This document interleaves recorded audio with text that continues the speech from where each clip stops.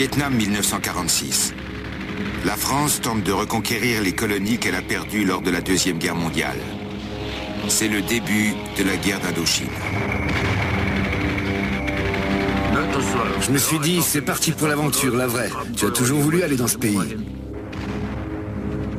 L'aventure française en Indochine va durer 9 ans. C'est l'époque où l'affrontement géopolitique s'aggrave entre l'Est et l'Ouest.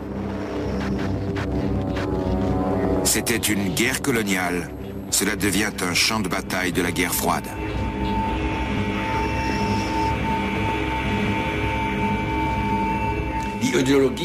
L'idéologie était absente de ces opérations militaires. La réflexion n'intervenait absolument pas.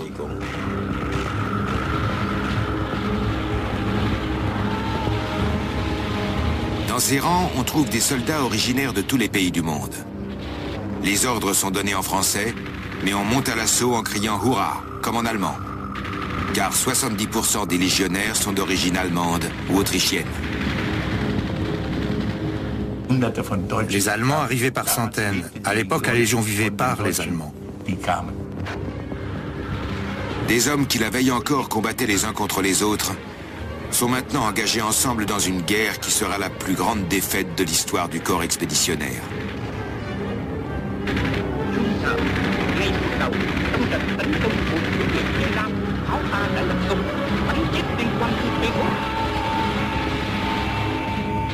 Non, je ne regrette rien.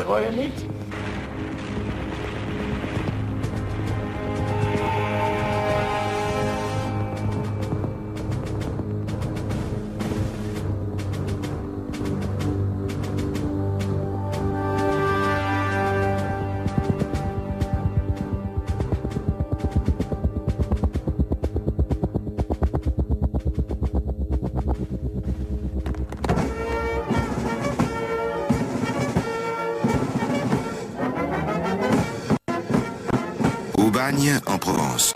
Comme tous les 30 avril, la Légion célèbre sa grande fête et rend hommage à ses morts. Parmi eux, 2700 tués à Dien Bien Phu, la bataille décisive qui mit fin à la guerre d'Indochine en mai 1954.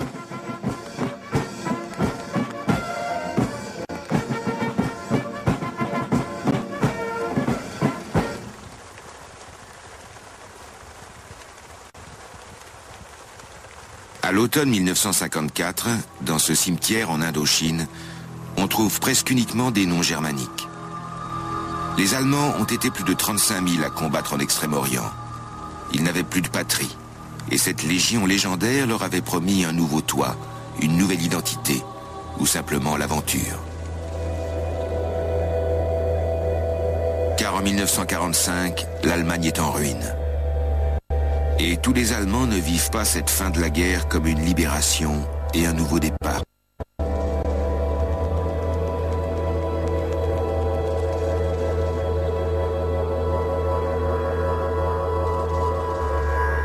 Dans les camps français de prisonniers de guerre se trouvent 870 000 Allemands qui ont reçu une solide instruction militaire dans la Wehrmacht ou dans les SS. Ils souffrent de la faim et n'ont pas de perspective d'avenir. C'est vers eux que la Légion envoie ses recruteurs, et avec succès. Des unités entières passent ainsi dans la Légion.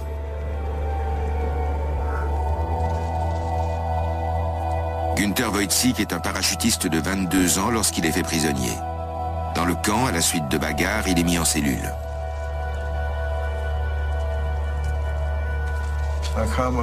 Un type est entré dans ma cellule avec un drôle de képi que je ne connaissais pas. Et il m'a dit, tu ferais mieux de venir avec nous. Pour aller où? J'ai dit.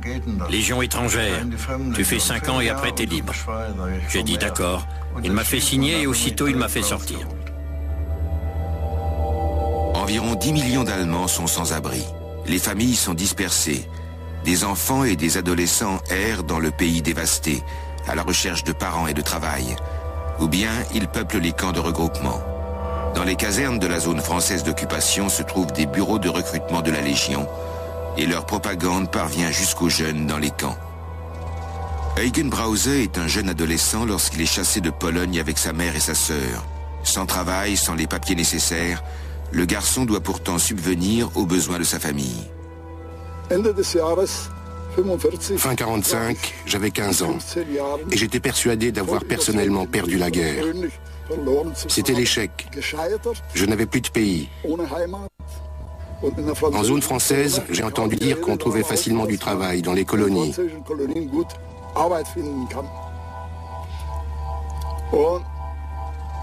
Alors je me suis présenté à Coblence, pensant que je pourrais partir aux colonies comme travailleur étranger.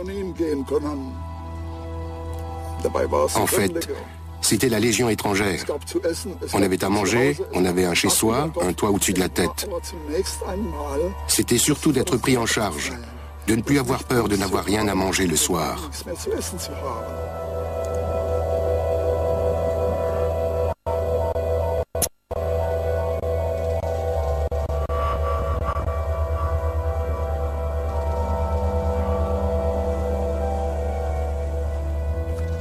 Hans-Joachim Schriever finit la guerre dans les jeunesses hitlériennes. Sa mère part s'installer dans l'Hexagone avec un Français et laisse son fils seul. Juste après la guerre, j'ai fait plusieurs métiers avant d'être condamné à 3 ans de prison pour marché noir et corruption de fonctionnaires.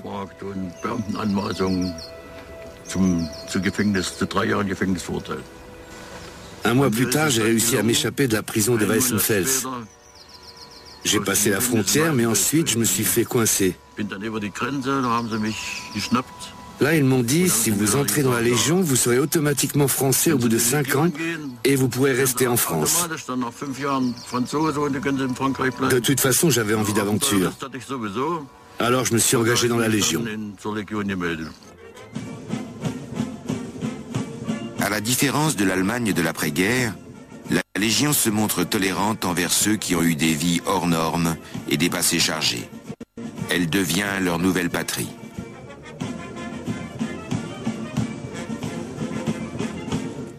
En 1945, il y a eu beaucoup d'anciens SS qui sont entrés dans la Légion.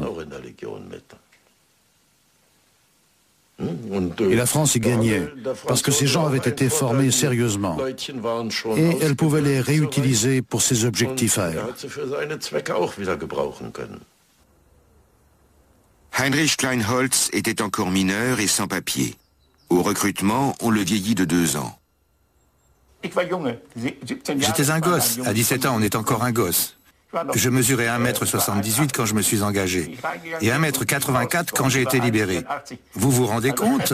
J'ai encore grandi dans cette légion. Ces nouveaux légionnaires ont déjà reçu une instruction militaire. Il n'y a qu'à leur apprendre les commandements en français. Et aussitôt, on les embarque pour l'Indochine. Le Bremen s'appelle maintenant le Pasteur et bat pavillon français.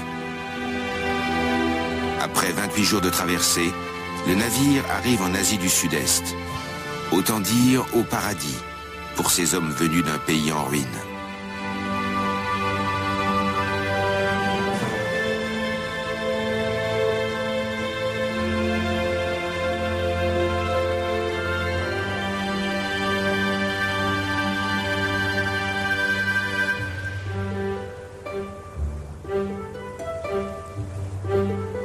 L'Indochine française englobe alors ce qui constitue aujourd'hui 3 États, le Vietnam, le Cambodge et le Laos.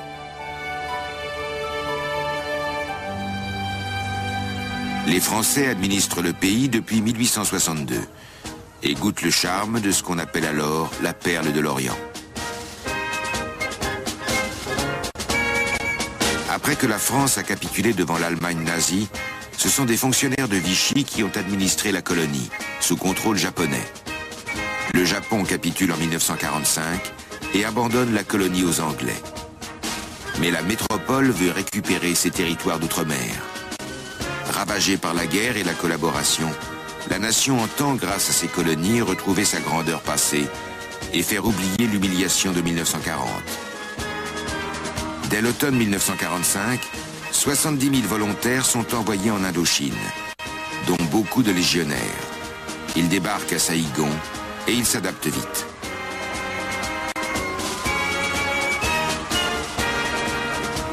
Il y avait longtemps qu'on n'avait pas eu de femmes. Notre première visite a été pour le bordel, bien sûr.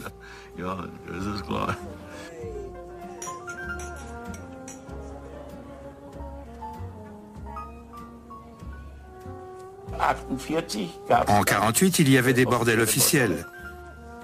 Les BMC, bordels militaires coloniaux. Il faut dire qu'à la Légion, si on se faisait pincer pour viol, on en prenait automatiquement pour 6 mois.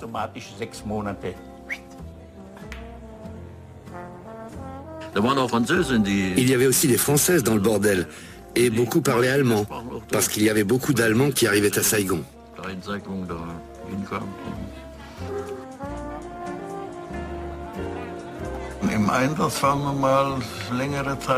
Une fois, on était depuis longtemps au combat.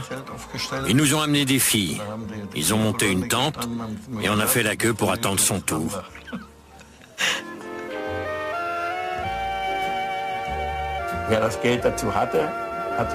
Celui qui avait de l'argent s'achetait une femme. Enfin, acheter n'est pas le mot. Mais on la payait, quoi. Vous n'alliez pas l'acheter au marché, mais vous demandiez « Y en a-t-il une qui veut habiter avec un légionnaire ?» et tout ça.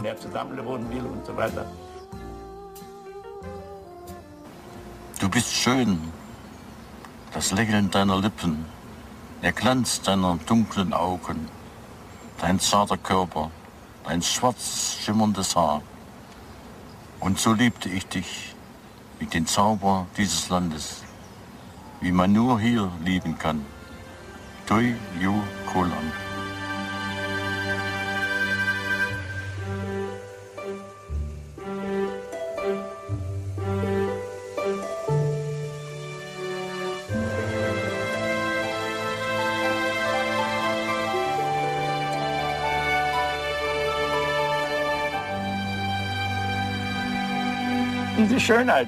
La beauté de ce pays.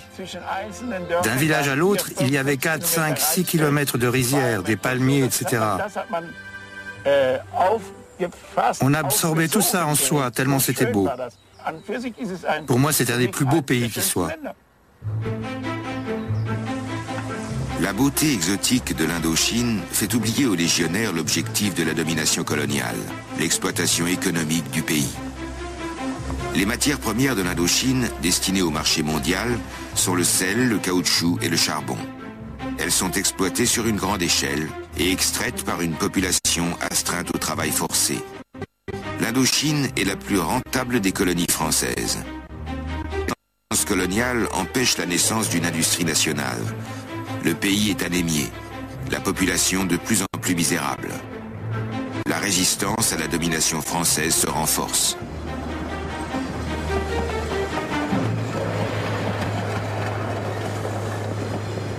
Nous voulons tous l'indépendance de notre pays. En 1942, Ho Chi Minh fonde la Ligue pour l'indépendance du Vietnam, le Viet Minh.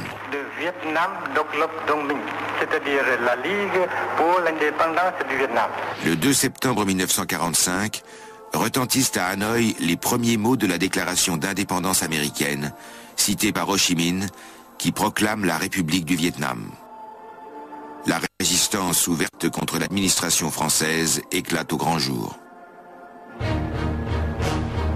La France riposte en décembre 1946 par le bombardement du port de Haiphong, qui fait 6000 victimes civiles. Les officiers expliquent à leurs troupes que les pirates fous du Viet Minh veulent mettre la main sur les et qu'il faut débarrasser de ces bandits l'empire colonial. Massacrez-les comme vous avez massacré les hordes nazies. Je ne réfléchissais pas à ce que je faisais là en Indochine. Je savais seulement que j'avais à me battre contre les communistes. Nous nous étions déjà battus contre les communistes en 39-45.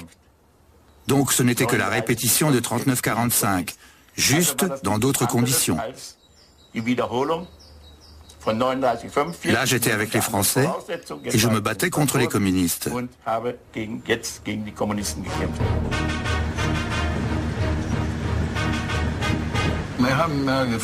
On demandait à nos officiers pourquoi nous nous battions.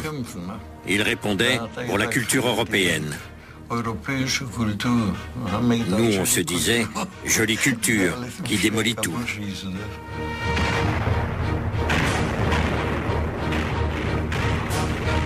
Les légionnaires se retrouvent confrontés à une guérilla comme ils n'en ont jamais connue. L'adversaire demeure généralement invisible. Il n'y a pas de front bien défini. La supériorité technique des troupes coloniales frappe dans le vide. Chaque carrefour, chaque bosquet peut cacher une embuscade. À franchement parler, quand ça canardait de partout, quand ça pétait dans les engagements, on avait peur quelquefois.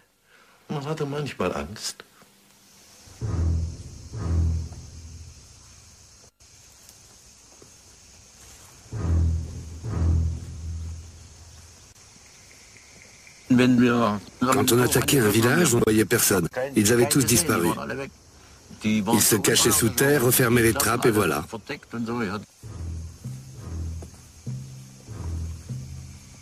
Le premier mort qu'on a eu, c'était un Tchèque. Tout le village sans le trouver. Tout d'un coup, j'ai vu sa tête qui est passée au-dessus d'un mur et je l'ai appelé. Il s'appelait Polak. J'ai crié « Tu viens, Polak ?» Il n'a pas bougé avec son képi sur la tête. Alors on s'est approché et on a vu que c'était juste sa tête plantée sur un piquet.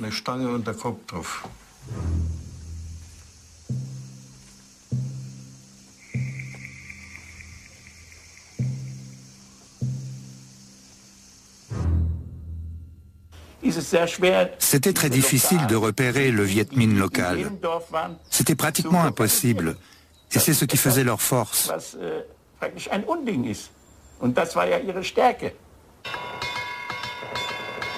Le type circulait comme n'importe quel paysan, sauf qu'il avait son flingue planqué dans un coin.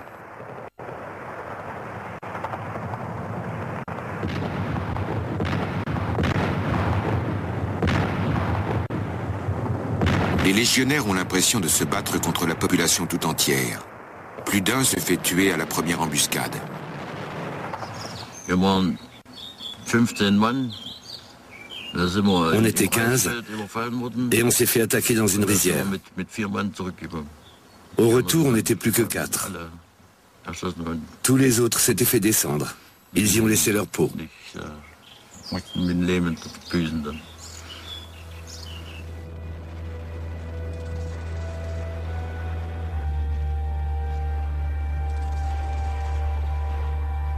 Hans-Joachim Schriever n'est là que depuis quelques mois seulement, lorsqu'il comprend les enjeux et la dureté de cette guerre.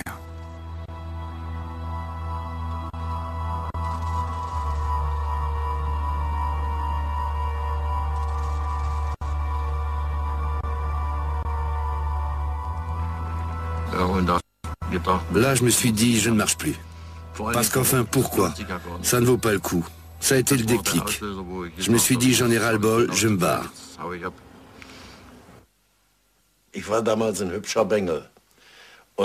J'étais joli garçon à l'époque, et le commandant de compagnie était un PD total.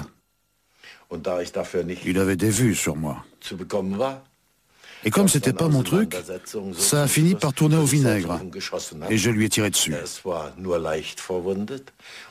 Il n'a été que légèrement blessé, mais moi je n'avais plus le choix. J'étais bon pour la cour martiale, il ne me restait plus qu'à déserter.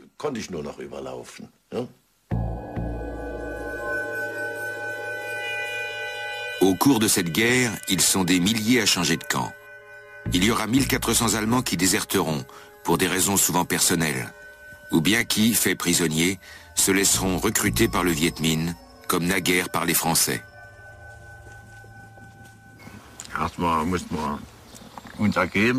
Il fallait commencer par se rendre à l'ennemi. Ils avaient déjà un Allemand qui était capitaine dans leur armée, et c'est à lui qu'ils nous ont amenés. On lui a dit qu'on voulait passer de leur côté, qu'on en avait ras-le-bol de la Légion.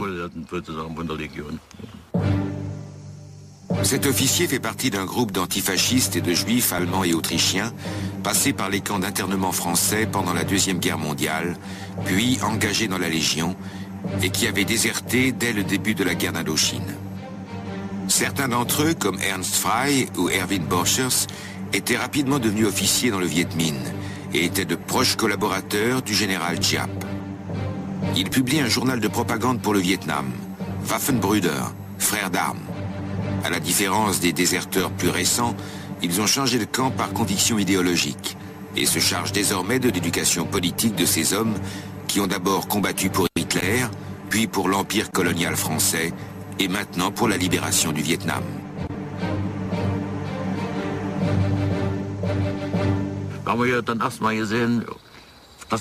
On a réalisé que le Viet Minh avait raison de se battre pour son pays.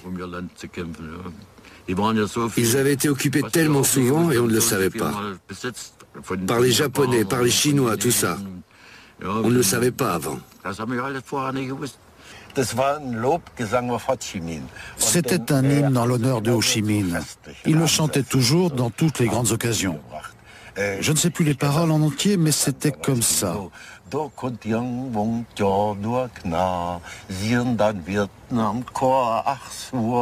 Ho Chi Minh, mon Nam, Ho Chi Minh, mon Nam, Ho Chi Minh, mon Nam.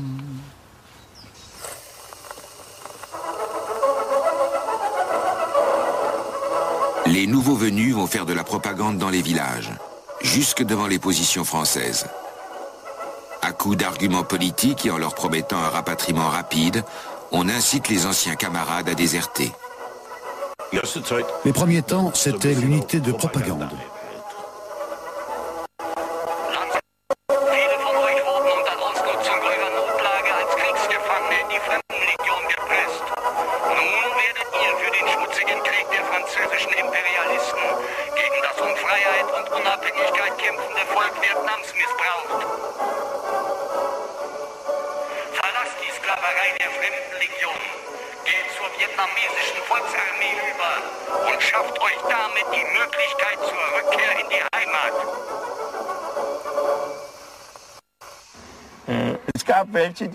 Il y en a qui sont passés au Viet Minh et qui ont fait leur chemin. Mais c'était ceux qui étaient déjà sergents-chefs ou adjudants chez nous. C'était une minorité. C'était des gens qui avaient, comment dire, quelque chose dans la tête. Personnellement, j'avais signé. Et je me suis tenu strictement à ça, quelles qu'en soient les conséquences.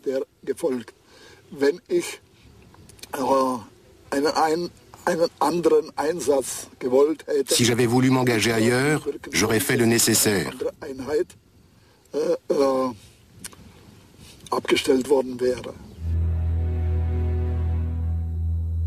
Les déserteurs sont dotés par l'armée populaire vietnamienne d'une nouvelle identité, destinée à les mettre à l'abri des services secrets de l'adversaire.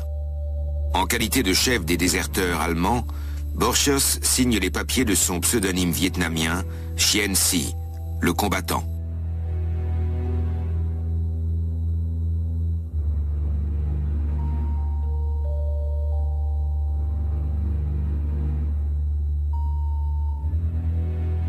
Désormais, des Allemands combattent donc des deux côtés.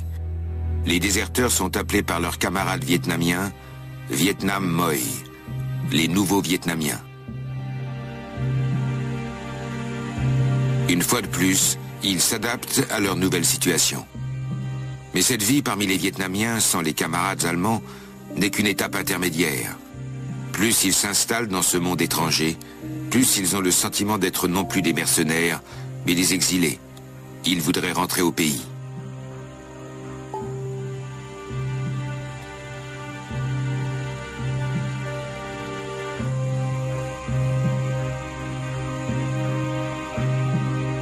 Sehnsucht, wenn schnell die Wolken heimwärts ziehen, wenn sie im letzten Strahlen der Sonne verblühen, dann möchte ich Tränen vergießen um dich. O liebe Heimat, du bist mein Glück. Im fernen Osten singt leise die Nacht, in meinem Herzen die Sehnsucht erwacht. Im fernen Osten ein Liebeslied klingt, wenn rot die Sonne im Meer versinkt. In einer einsamen Stunde in Südvietnam gedichtet.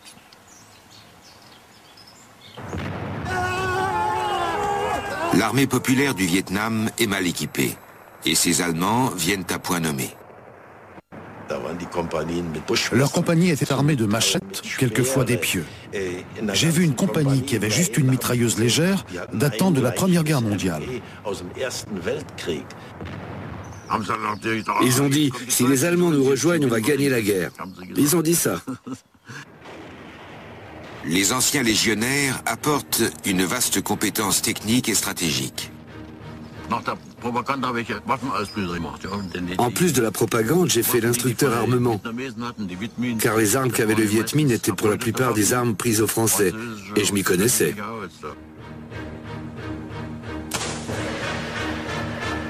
Les postes français sont des forteresses solides, dont on ne peut s'emparer que par la ruse. Willy Deckers a été volontaire dans ce genre de commando. Selon l'unité qui occupait le poste, nous commencions par nous procurer la tenue correspondante. Ensuite, on entrait, armé jusqu'aux dents, et pendant que le Viet Minh donnait l'assaut de l'extérieur, nous, on nettoyait de l'intérieur.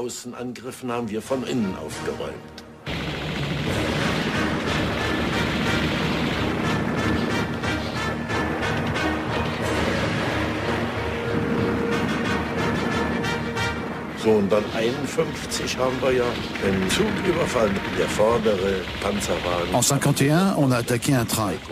Le wagon blindé de tête avait un Beaufort, un canon à tir rapide de 37 mm. C'était lui notre objectif. On voulait cette pièce et ses munitions. Un jour auparavant, les Viets avaient disposé dans la forêt tout autour des milliers de personnes, des femmes, tout ce qui pouvait porter une charge. Nous, on était à 4 et on a démonté la tourelle et le canon. Pendant ce temps, ils sont arrivés comme des fourmis, chacun sachant précisément d'avance ce qu'il avait à faire, vers quel wagon il devait aller, et en un rien de temps, le train était vide.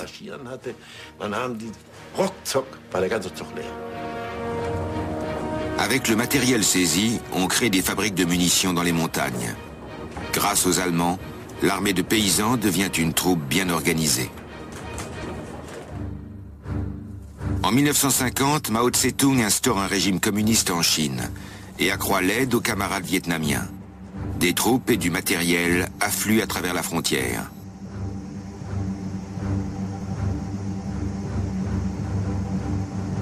Les Allemands donnaient un coup de pouce, c'est maintenant la Chine qui donne un coup de main. Le Viet Minh a désormais pour instructeur des conseillers militaires chinois. C'est la naissance d'une armée puissante.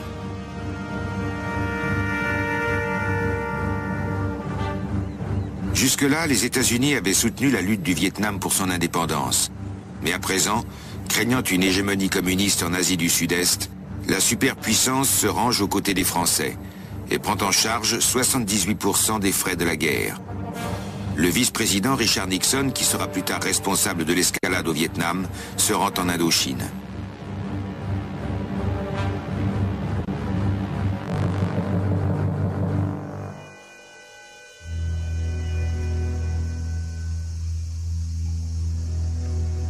L'idéologie de la guerre froide gagne le pays. La guerre coloniale est proclamée guerre défensive contre l'agression communiste.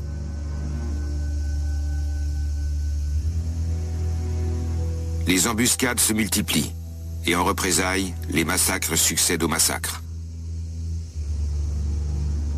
Les interrogatoires des anciens légionnaires abondent en récits d'ordres arbitraires et de violences atroces qui n'ont jamais fait l'objet d'enquêtes.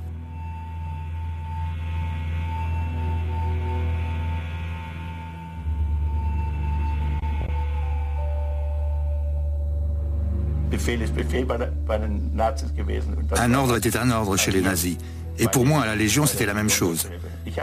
C'est peut-être une faute. Je n'ai jamais réfléchi à ce que je faisais en Indochine.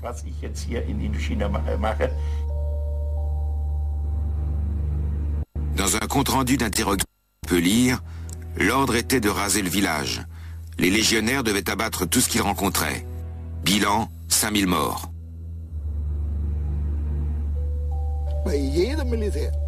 Quelle que soit l'armée considérée, je n'admets pas qu'un soldat dise ensuite « C'était les ordres, je ne pouvais pas faire autrement ».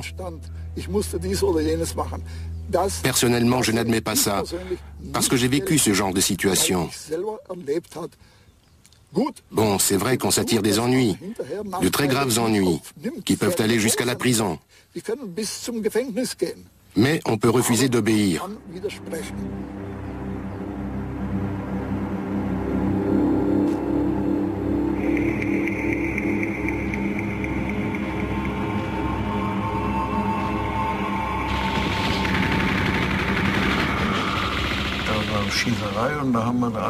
Il y avait eu une fusillade et on a mis le feu partout.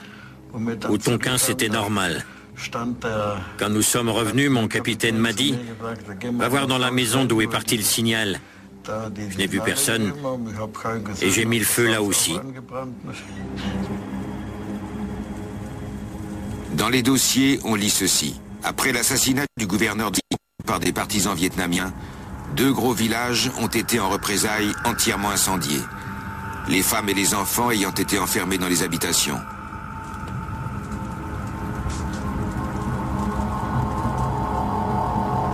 Les hommes et les adolescents ont été regroupés et on leur a tranché la tête. Le caporal Rhodes s'est distingué. Il a été exemplaire dans ce type d'exécution. Les officiers ont donné une prime par tête aux légionnaires.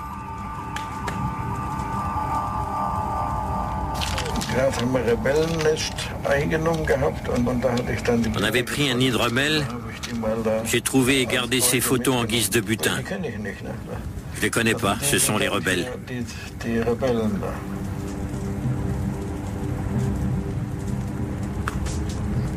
Les têtes ont été chargées dans un véhicule et jetées dans le Mékong. Les corps sans tête sont restés sur la place du marché.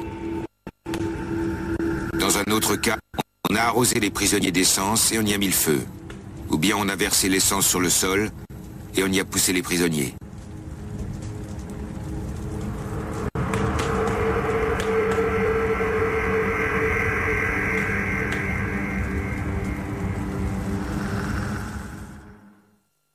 On était en opération et des copains sont allés nager. Mais ils ne revenaient pas. On y est allé et on n'a vu que du sang. Ils avaient complètement disparu. Ensuite, on les a retrouvés dans des buissons. Le sexe tranché, les yeux crevés et le sexe dans la bouche. Moi, je gardais toujours 3 cartouches en réserve. Jamais je me serais laissé faire prisonnier.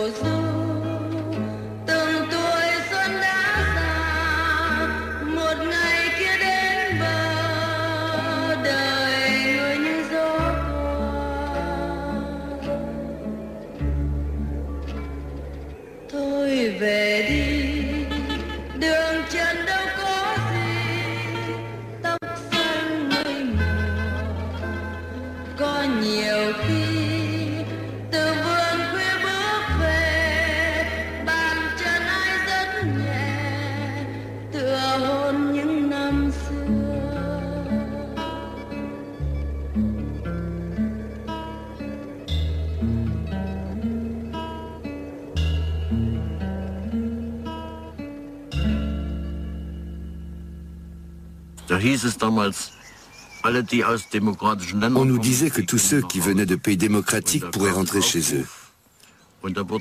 Puis un avis est arrivé. On nous a tous expédiés vers Phong Cao Phi au Nord-Vietnam. Il a fallu y aller à pied et en faisant des détours parce que les Français occupaient tout. Ça faisait environ 300 kilomètres. Après quelques semaines, ça a été le convoi du Vietnam vers la Chine. On est parti en août et arrivé en octobre. Chez les Chinois, on a été reçus très amicalement. Enfin, officiellement. En fait, ils n'aimaient guère les Européens, les Allemands. Ils disaient « Kopitse Pao », les longs nez pas bons. Aux yeux des maoïstes chinois, les déserteurs allemands sont suspects. À l'initiative du gouvernement est-allemand, un premier rapatriement est organisé au début de 1951.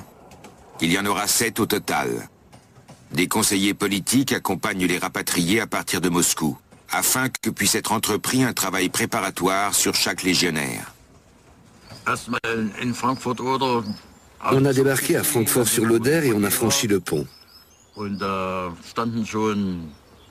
Des jeunes nous attendaient avec fanfare et trompette. Je me suis dit, qu'est-ce qui se passe? Revoilà les jeunesses hitlériennes. Je ne savais pas ce que c'était. Je m'étais engagé dans la Légion en 1948. Et puis j'ai vu FDJ, Jeunesse Allemande Libre. Ah bon?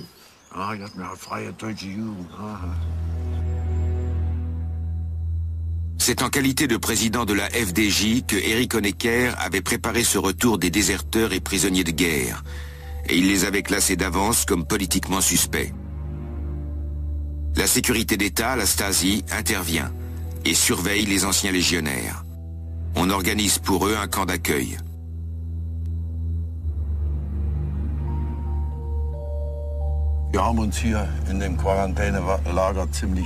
Nous avons dû passer environ 4 semaines en quarantaine dans ce camp.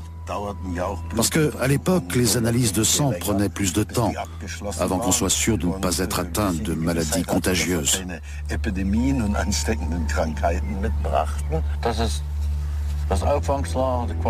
C'est le certificat de quarantaine établi au camp de Bischofswerder. Pays d'origine, Vietnam. Quarantaine terminée. Malaria guérie. Le dernier accès date d'août 1950. Pouls, désinfection le 30 mars 51. De là, on était ensuite envoyé dans différentes circonscriptions administratives de la RDA.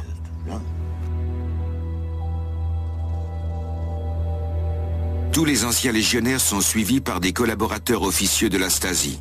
Déjà dans le camp de quarantaine, on tente de les recruter comme espions et on espionne ceux qui refusent.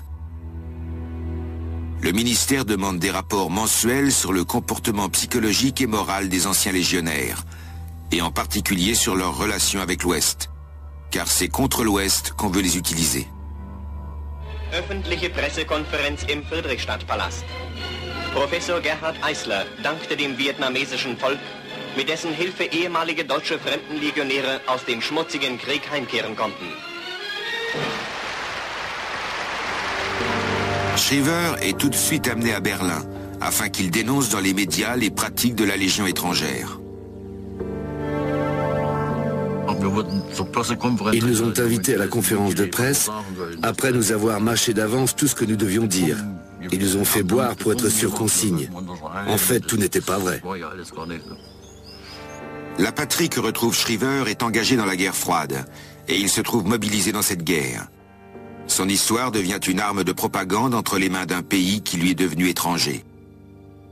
Le chef du gouvernement de RDA, Walter Ulbricht, avait lancé dans les médias une campagne destinée à appuyer la lutte contre le réarmement de l'Allemagne de l'Ouest.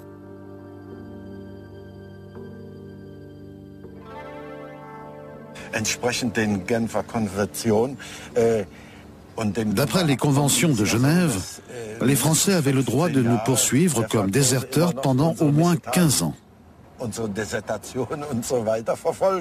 Donc, on était forcé de rester dans les pays de l'Est. En 51, quand je suis revenu, je suis allé en Allemagne fédérale.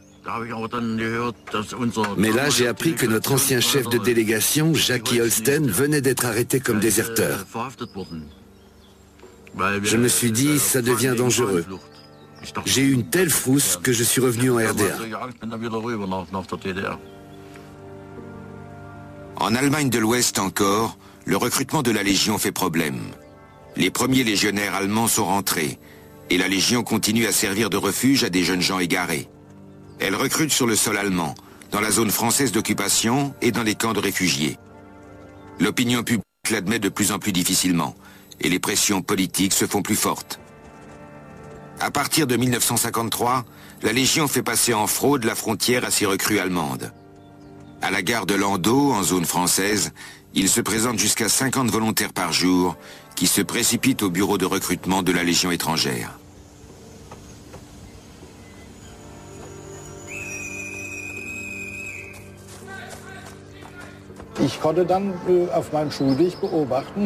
En allant à l'école, je voyais ces types qui couraient vers la caserne, poursuivis par la police. Elle voulait les intercepter et les empêcher d'aller s'engager à la Légion.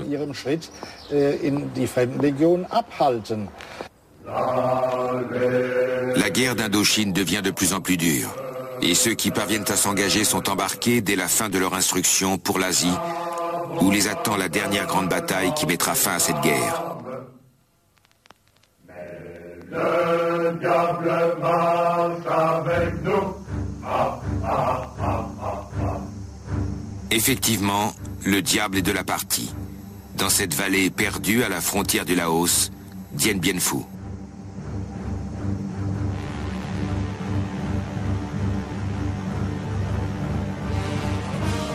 Le 20 novembre 1953, au matin, débute l'opération Castor, la plus grande opération aéroportée de la guerre d'Indochine. 13 000 hommes, occupant des positions fortifiées, doivent barrer la route au Viet Minh et le contraindre à livrer une bataille rangée afin que la France obtienne enfin un succès marquant. Des milliers de tonnes de matériel arrivent par un pont aérien et les troupes prennent position sur les tertres de la vallée. Leur commandant en chef, le général de Castries, a reçu l'ordre de faire de Dien Bien Phu une forteresse et de la tenir à tout prix. Étant l'unité la plus solide, la Légion devra supporter le plus gros de l'effort.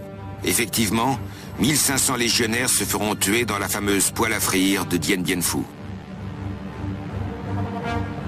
Tiens bien Phu, crient les légionnaires, au moment de sauter dans la cuvette où ils trouveront la mort.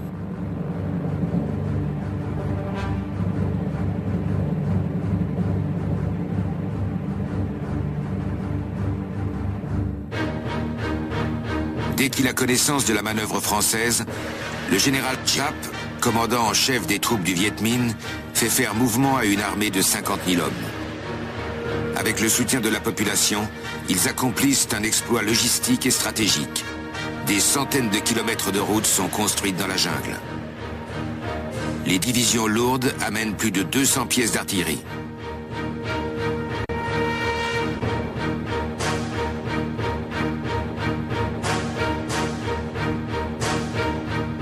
Ces lourds engins sont transportés à la force des bras jusqu'à des altitudes de 1500 mètres. Et tout cela sans se faire voir.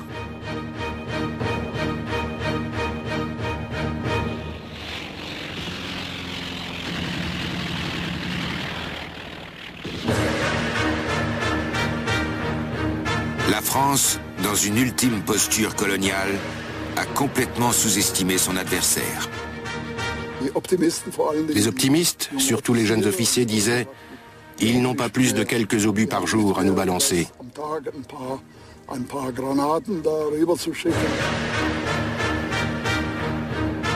Le 13 mars 1954, à 17h, débute la fin de l'empire colonial français.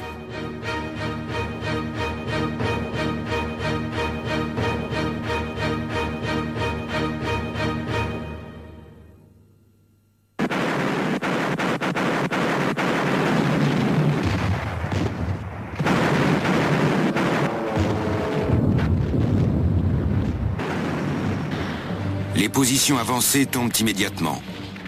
Les troupes françaises assiégées livrent une bataille meurtrière sur un espace réduit à l'extrême.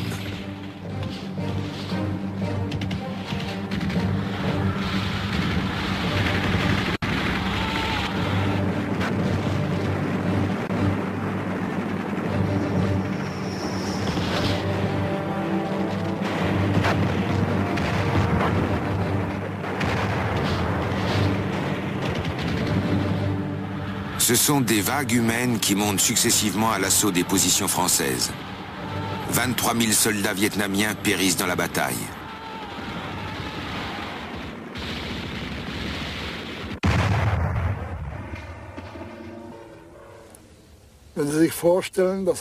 Imaginez une pente sur laquelle sont fixés des fûts de napalm. L'adversaire le sait. Il sait que quand il montera à l'assaut, on y mettra le feu. Et qu'alors ce sera comme une coulée de lave qui dévalera en engloutissant tout.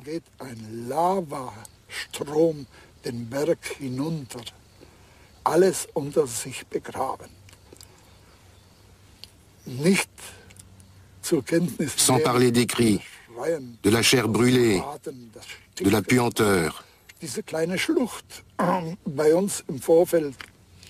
Ce petit ravin devant nous était tellement plein de fumée, de poudre, plein d'odeurs de chair brûlée, qu'on pouvait à peine respirer.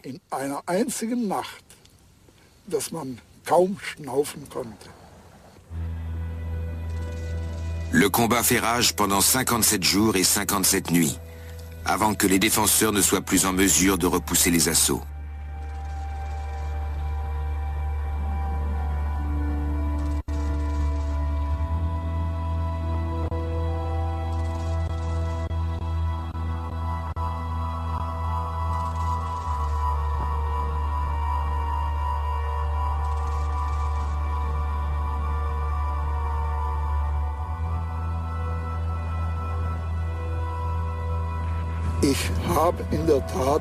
J'ai réellement souhaité mourir, et plus d'une fois.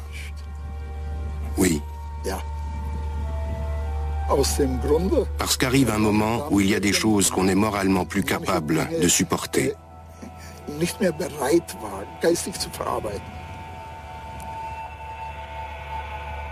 Le 7 mai 1954, après 5 mois et demi de siège, les troupes françaises se rendent. Dans les 6 bataillons de Légion qui ont tenu jusqu'au bout, il y avait 1600 Allemands.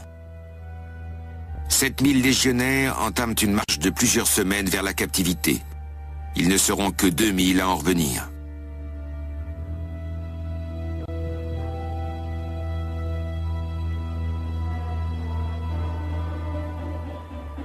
Cette victoire donne naissance à un mythe héroïque.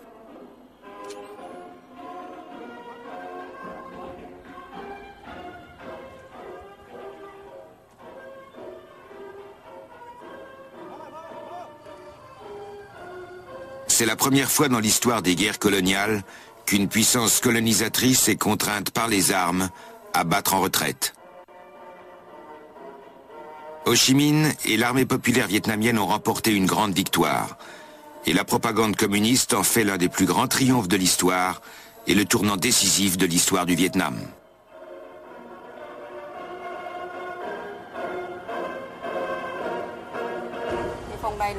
Dans cette salle, vous pouvez voir les grandes étapes du long chemin que fut le combat victorieux de l'armée vietnamienne.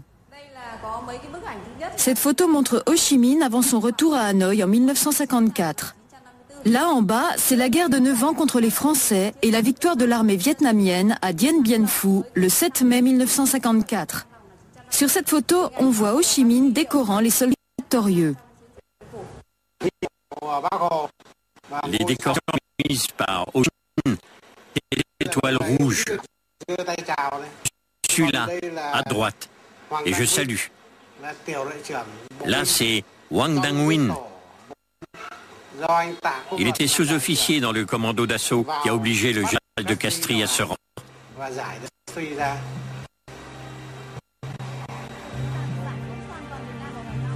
Tous les écoliers vietnamiens connaissent l'histoire de la glorieuse victoire de Dien Bien Phu. Les enfants lèvent des regards admiratifs vers ces héros vénérables et rêveraient d'avoir été l'oncle Ho les félicitait.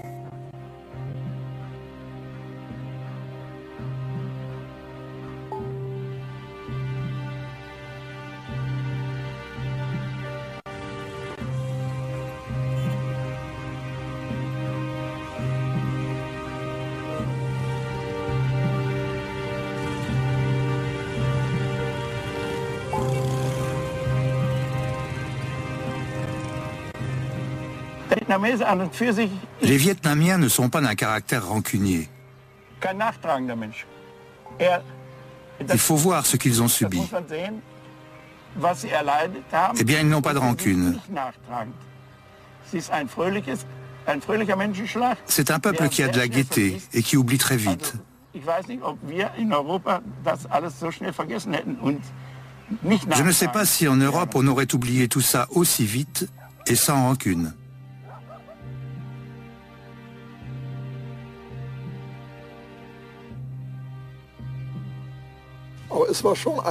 Ça a été un malheur pour beaucoup de revenir. J'ai rencontré un sous-officier au Vietnam qui me demandait tout le temps « C'est comment en Allemagne? Où est-ce qu'on peut aller ?» Ces types ne savaient pas où aller. Pour beaucoup d'anciens légionnaires, la Légion étrangère reste une sorte de patrie.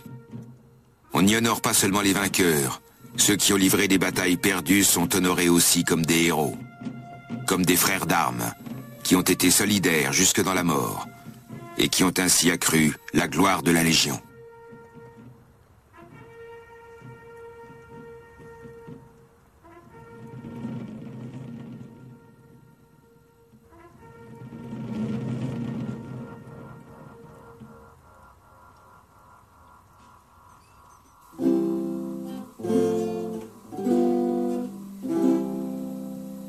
Heimatlos sind viele auf der Welt, heimatlos und einsam wie ich. Überall verdiene ich mein Geld, doch es wartet keiner auf mich. Keine Freunde, keine Liebe, wie früher einmal war, wie es früher einmal war.